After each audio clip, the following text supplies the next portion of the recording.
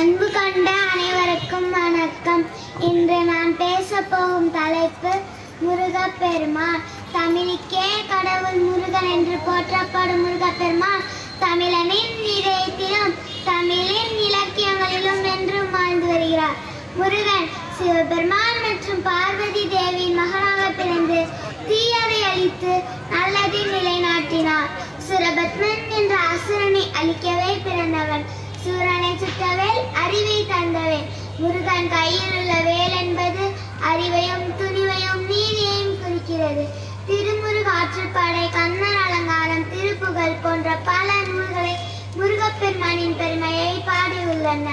முருகா, உன்னை நினைப்பவருக்கு துன்பம் ஏதுமில்லை என்று அருணகிரிநாதர் பாடியுள்ளார். முருகனின் அறுபடை வீடுகள் திருப்பரங்குன்றம், திருச்செந்தூர், திருத்தணி, பழனி, பழமுதிர்ச்சோலை மற்றும் சுவாமிமலை. 6 வீடு கொண்டான், அறிவு தந்தான், தமிழின் கடவுளான முருகன்.